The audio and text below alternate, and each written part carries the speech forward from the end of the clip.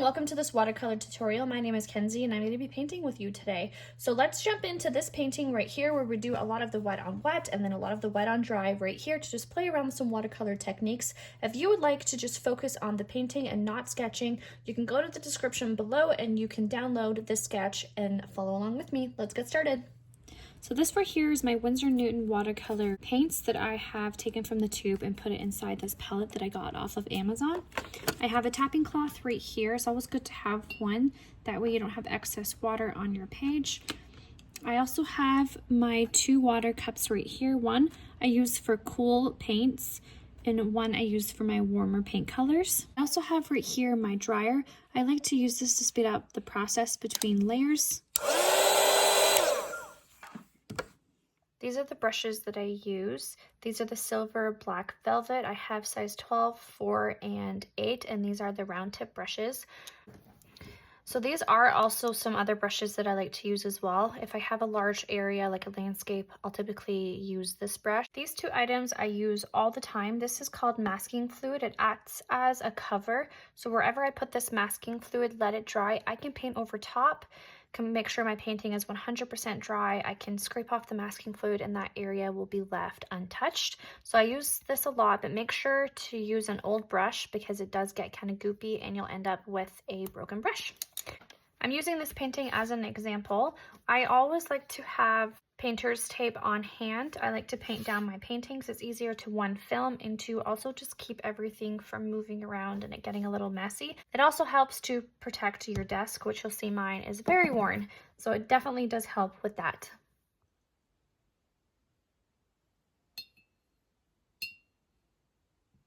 Okay, so to get started with this painting, the first thing I did before I started filming was I actually applied masking fluid. Right here, you're gonna see that I have two water cups. I have taped down a border with painter's tape just to keep everything in place. I have my Winsor Newton palette right here with all of my colors, and this was the masking fluid that I use. This is also a Winsor Newton masking fluid. You're gonna see me using my dryer. This just helps speed up the time in between my layers. I have this mop brush and I'm gonna be using my black velvet brush by Princeton. And this is my size 8, and I'm also going to be using my 6 and 12 for this particular painting. So let's jump in and get started. I just wanted to give this a hot minute to completely dry. This just acts as a barrier, so I'll be able to paint over top of this when it's dry, and then I have to let everything else around it completely dry before I peel this off, and then what's left underneath will just be the paper. So if you have masking fluid, great. You could definitely take the time to just apply that, or you can just be very careful with what you're doing around it and just trying to not go into your hot air balloon. Okay, so the first thing I'm going to do is I'm going to do the wet on wet technique right now. So I'm going to apply my water as my first layer, and then after I apply my water, I'm going to put another color over top, and I'm going to start my sunset. Oh, I must have some paint on my brush. So when you're applying and doing the wet on wet technique, we're doing this to allow soft blends between our layers right now. And I want my sunset, we're going to be painting a sunset, I just want it to be nice and soft and light and airy. So, and I find the best approach to that is just doing wet on wet. I love this technique. It's a very fun one. Down here is definitely dry. Right in here. All right. And I'm just stopping about a quarter from the bottom of the page. I want to go with a very like purple, bluish, pinkish, orange vibe. I want it to just be very very Valentine's romantic. So I don't love that color for my palette, so I'm going to mix my own purple actually into this. So I'm going to mix a little bit of red into here with a little bit of blue. And I'm going to start applying that color on my page. Now you're going to see I'm going to start angling it towards my center. I'm not just going side to side. I'm also going to be leaving some gaps for some clouds. I'm going to be mixing up different colors as I go. Mixing up a little bit more blue and red. This definitely is a little bit more on the reddish side, so I'm just going to come in with a little bit more. So you'll see here, the colors are now bleeding and blending out, which is exactly what we want. Now, when you're doing the wet on wet technique, it's very important that you're very conscious of how much water you're putting down on your page. If you just go crazy and apply so much water down on your page, you're going to find that you don't have much control over where your paint is actually going. So you just want a nice shine. If your page hits the light, you don't want any puddles or anything like that on your page. So I have a lot of purple at this point, so I'm going to come in now and I'm going to add a little bit more of a pink tone to it. So I'm coming in, I'm going to be adding a little bit more pink. So I'm just mixing from my Winsor Newton palette a little bit of rose and a little bit of cadmium red and letting these colors blend in.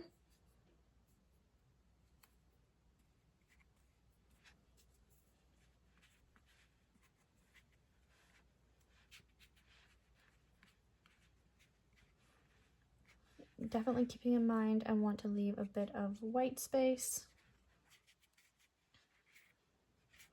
So as I get closer towards the bottom here, I'm going to be switching now and doing a little bit more of an orange, which I actually conveniently already have over here. I just mixed yellow, cadmium red to make this peachy color.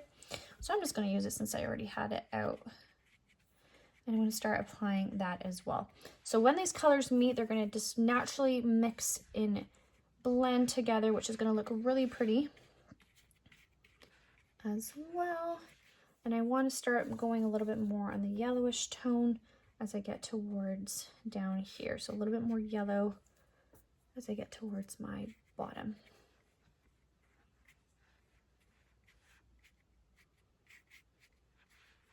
I do want a little bit of blue in here towards my top. Let me get rid of that orange actually. I want to come in with just a little bit of blue in certain areas towards my top. I'm just tapping that in ever so slightly. Okay, so I'm using Arches watercolor paper. I find that it's just a really nice paper to work with, especially when you're painting with landscapes. And I'm gonna use my little napkin that I have here, and I'm gonna start blotting. I have a kitchen paper towel right here. And where I've left my white space, I'm gonna come in and just kind of blot and absorb some of that color to make the clouds look a little bit nicer.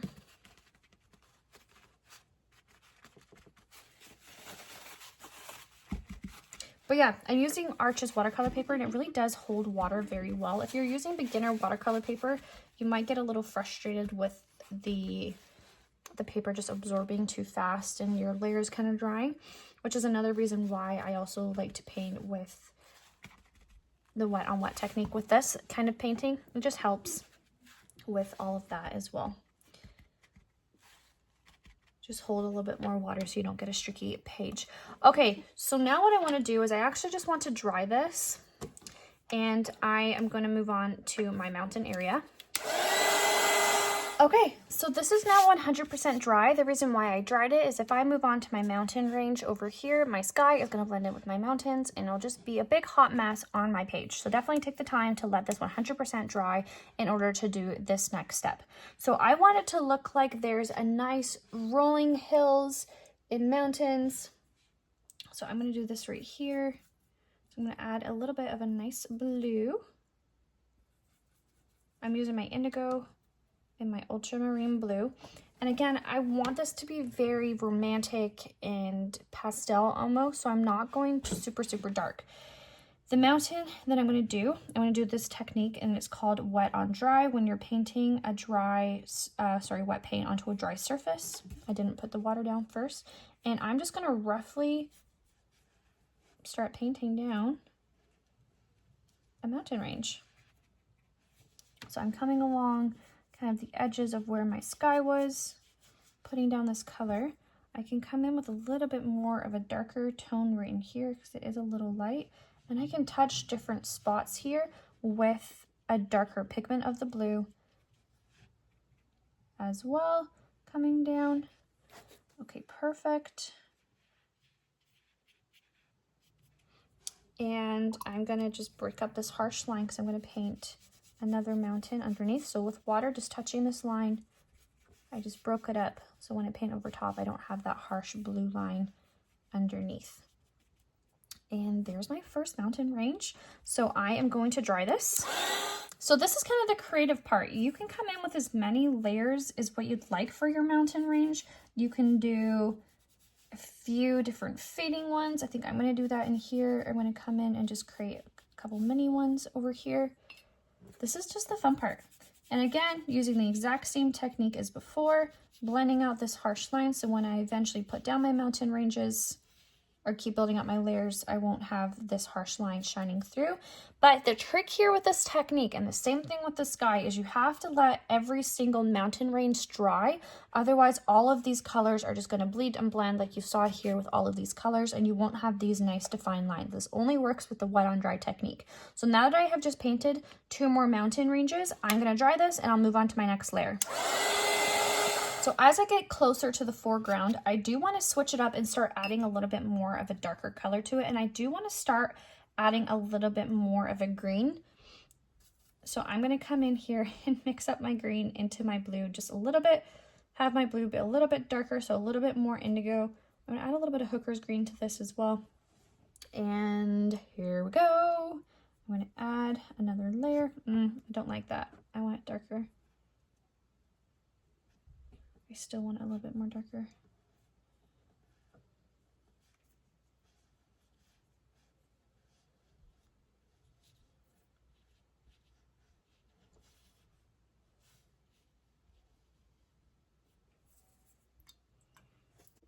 And again, blending out this line right here that I have. And I'm softly just bringing this all the way over. And I'm going to add a little bit more indigo over here.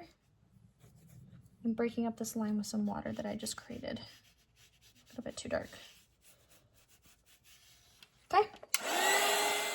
I did want to add a little bit of like a green, but I feel like I don't really want to do that. I feel like I kind of want to just stick with the blues. So here we go. I did add a little bit of green here, but I actually do not love this green. So I'm going to switch my brushes really quick. I don't love using this mop brush anymore.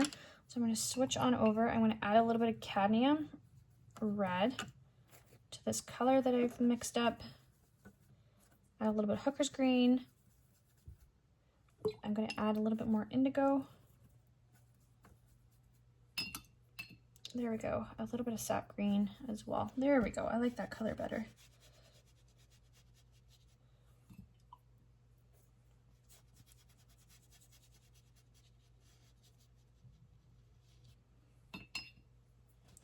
I'm using water.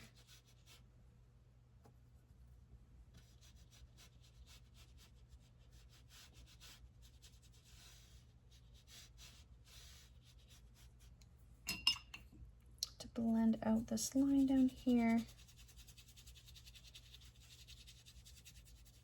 And bring it all the way down.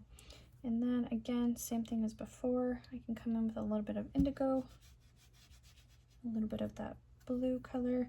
I'm going to touch towards the top of my mountain range. I'm going to dry it. To kind of introduce this green a little bit more, I'm going to come over here and add a little mountain range over here.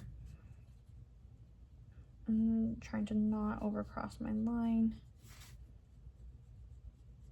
so it doesn't look quite as random. I'm going to scoop up for a highlight over here. This mountain peak over here. I'm going to add a little bit of that color, I think, over here as well. Just so it doesn't feel like I've just randomly introduced a little bit of green into this blue mountain range. And I'm just going to scoop up over here. Okay, I'm going to do one more mountain range after I just put a little bit of that color here to blend.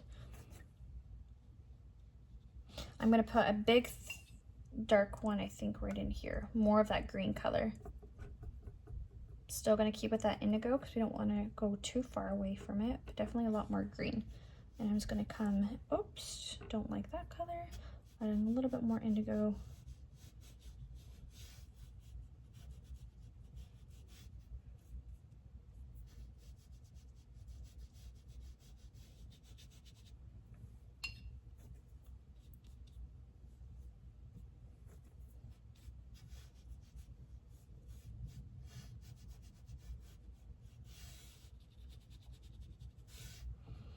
Okay.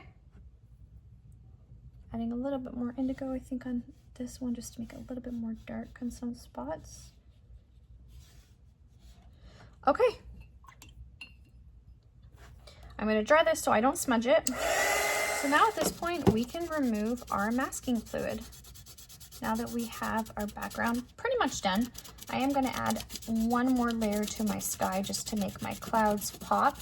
But now we can get to the creative fun part where we're just decorating our still life image, our hot air balloon. So if you've downloaded my sketch, you're going to see that I have not added any type of sketch on the inside. I did want to let this just be creative. So you can use the same colors that I'm using, or you can use your own colors and designs that way as well. So I'm going to go with the traditional lines right here. So I am going to come in with my pencil just to help me keep this nice and centered. I'm just going to do two, I think. How does that look? Nice. You can do more than that, but I think that's what I'm just going to do. It's going to do two. And I'm just erasing that line ever so slightly. And I'm going to stick with the pink vibes as well. So I'm going to grab some of that rose color that I had. Grab some red. All right. So what I'm going to do is I am going to come in with that color that I have chosen, and I'm going to do the wet on dry technique. And you're going to notice I'm not completely painting all of it. I'm going to come up until around there. I'm going to stop. I'm going to get rid of everything on my brush. So it's just a damp brush. I'm going to touch this line. Notice I'm not going into the middle. I'm literally just touching that line. Get rid of everything on my brush. Touch that line and just dragging out the color. I'm going to come in a little bit and break out that line right there. And there we go. I'm blending out that color. Getting rid of everything on my brush as I go. Okay, and now I'm going to come on my bottom part and I'm going to bring up this color.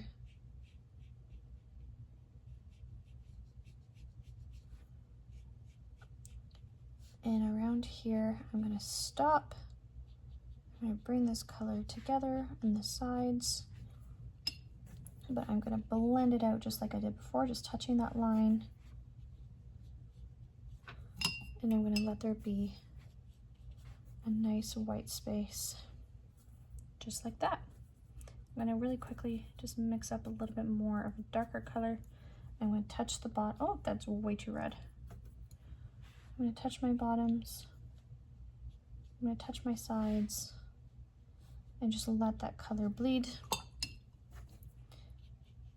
Blending it out.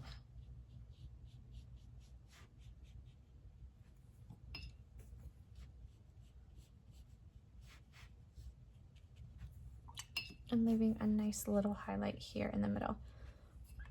And this will just kind of elevate your work as well by leaving spots open. As you're considering your shadow areas down below and everything, it really does just, and you're considering your highlight, it does just help elevate your work. So I'm coming in with a little bit of a purple down here just to give that a little bit more of a shadow and around the top as well. Maybe around the crease too. Yeah, I like that. I'm glad I did the purple there. Okay, so I'm gonna let this part dry and I'm gonna repeat what I did on this side. So again, coming in with my color towards my top here. I'm gonna stop about a quarter way down. I'm actually going to do the other side as well. This is just because I have the Arches watercolor paper. If you don't have the Arches watercolor paper and your paper is drying very fast, just do what we did before, section by section. I'm working with Arches watercolor paper, so I'm able to let this area, I'm able just to leave it and it will dry at a good pace. So bringing it all the way up. I'm going to get rid of everything on my brush using just water. Touching just this line right now and dragging it out to my middle. That way I have a nice highlight in my bloom. Okay, I'm gonna grab this purple. I'm gonna touch my bottoms with it. I'm gonna touch along my side just a little bit for a nice shadow. I'm even gonna come in with a little bit more of a vibrant color. I did that as well towards my top and towards my bottom. And let those colors all just blend and do its thing. Okay, I am going to now dry this part because I want to move on to my center. If I was to come in and paint this color a different color, just like the sky, if these two colors touch, everything is going to mix and mingle. So I'm going to dry this so I can move on to my center. For my center, I'm going to come with a nice cream color. So I am mixing up a little bit of brown. And I'm just repeating what I just did. I'm coming in with this cream color. And then I'm going to leave around this area nice and light. So I'm going to stop right there. I'm going to drag out this color so it's nice and light as it gets towards that highlighted area, making sure I am cleaning off my brush as I go. I can even scoop up some of that color if it's just too much. I'm going to go towards my bottom here and do the exact same thing. Again, stopping around where my other part is with my pink, where my highlight is, getting rid of everything on my brush and blend, blend, blend, blend, blend, leaving my nice area nice and highlighted in my center. And then I want to come around my edges with a little bit of a shadow, and that is because I want it to look like a curve, not flat. So I have to have a bit of a shadow. So I'm coming in with a little bit of dark, letting those colors blend, scooping up any harsh lines that I might have, blending out, just helping it with some water on my brush. Okay.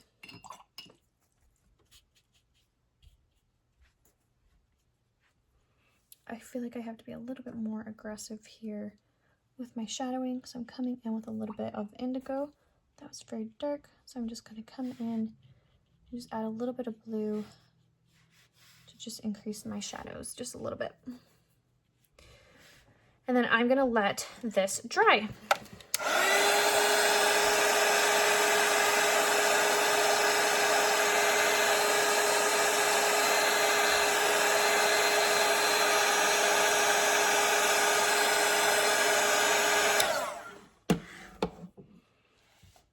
Around this area, I'm going to come in and just kind of outline it.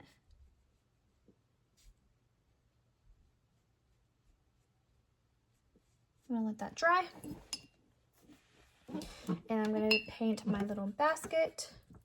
And for my basket, because there's a highlight right here, that means that the sun is hitting it pretty much directly in the center. So I'm going to come in with my basket and kind of outline my little basket area, leaving my centers nice and open. Get rid of everything on my brush, tap my napkin, and I'm going to scoop up so that there's a nice highlight on my little air balloon basket that is holding everybody. I can even touch my sides with a shadow color to help give the illusion that it is a curved object. I'm going to start mixing up a nice sap green, a nice green color that I like. I find that this is just a little bit too cool of a tone for me. So I'm mixing in a little bit of a warmth to it by just adding a little bit of red. And from there, I can design and do fun little things to my air balloon.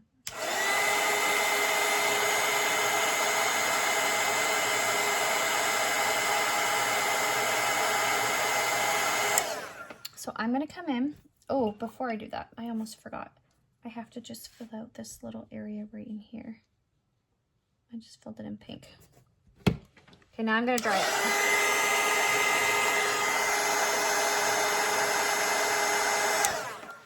Okay, and then you'll see like these little straps. I'm gonna come in and put little vines on them. So I'm just using the very tip of my brush and just adding little blots to make it look as though these ropes have been decorated. I'm also going to come around this area right here where there's some lines as well, and then I'm going to have some of this green also falling down, so blotting, so it looks like it's dangling down this green, just to make this nice and fun. I feel like my basket is very flat, so I do want to add a little bit more dark and depth to it. So I'm going to come in and just add a second layer towards my side, get rid of everything on my brush, just touch that line here and just kind of blend it out. There we go. And then from here, I'm going to make sure everything's dry.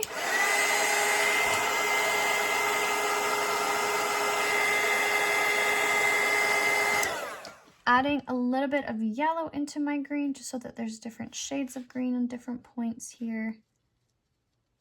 So it's not just the one color.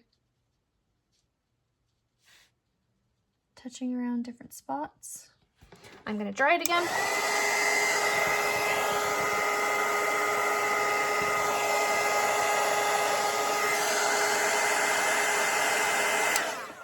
I'm going to add little dots on here to look as though we have little flowers also peeking through as if this has been decorated. So I'm just using the very tip of my brush, tapping in different colors here to make it look as though there have been some flowers that have been decorated and hung on this basket.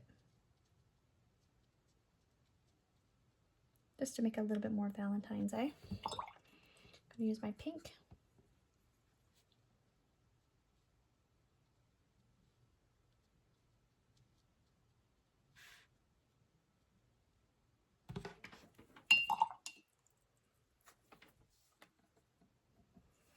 I can do little lines on my basket as well. Or you can leave this part simple. You don't have to do anything else to it. Another fun thing that we can do if you want is we can actually add like a little design right here with some greenery on it, or honestly we can just leave it as it is. So I'm feeling pretty happy about this part of it, but I do want to just add a little bit more emphasis to my sky.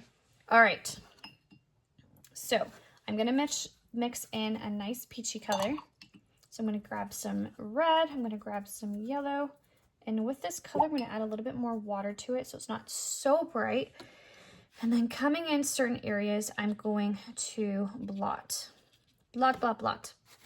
with my napkin. I'm going to pick up some of that color with I need to add a little bit of water to my napkin actually. I'm going to blot with my napkin to just kind of blend out these clouds.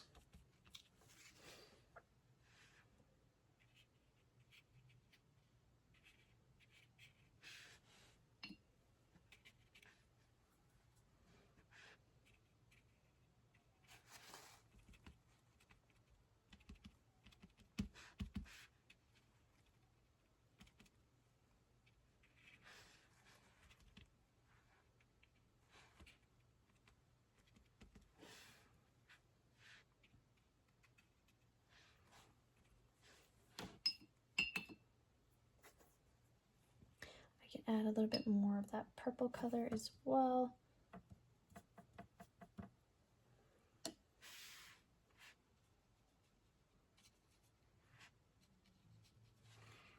So you'll see here, I'm just taking my napkin, and this is just helping me keep my clouds nice and blended as they go, especially around the ends.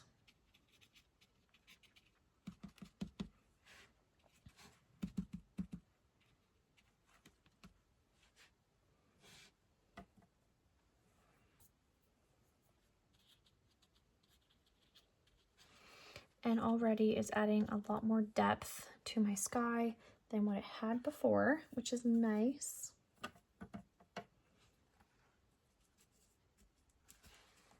Before I definitely felt like it was a little bit too flat. But by adding the second layer with the wet on dry technique, we're able to create a nice looking cloudy sky.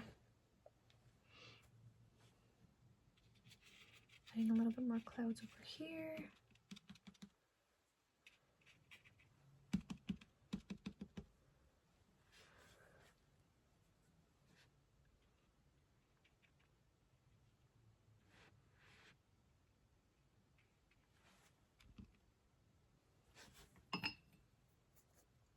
Add a little bit more of a pinky one over here.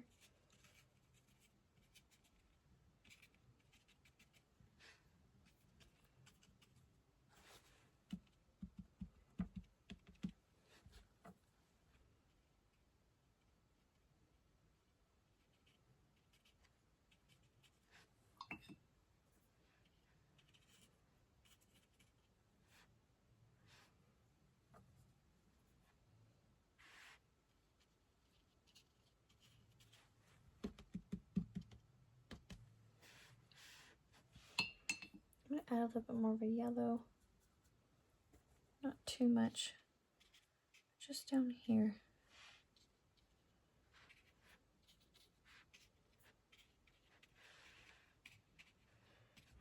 Okay, I stepped away for a minute and I decided that my bloom blended in with the sky just a little bit more, so I'm just gonna add a little bit more of darkness around my edges here, but I'm trying to still leave that nice highlighted area.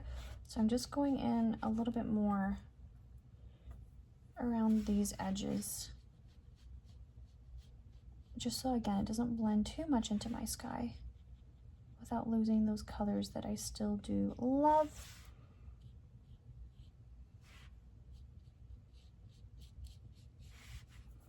Get rid of everything on my brush, and then again blending out any harsh lines that I might have with some water.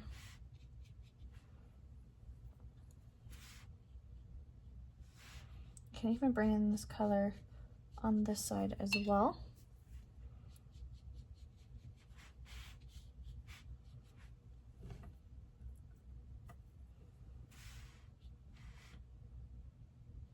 Yeah, I already feel like it's pulling the main focus already and making this hot air balloon stand out, which is exactly what we want. We want the air balloon to be the main focus here.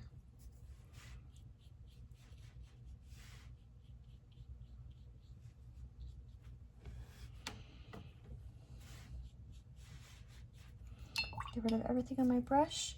I'm trying to blend out with some water here.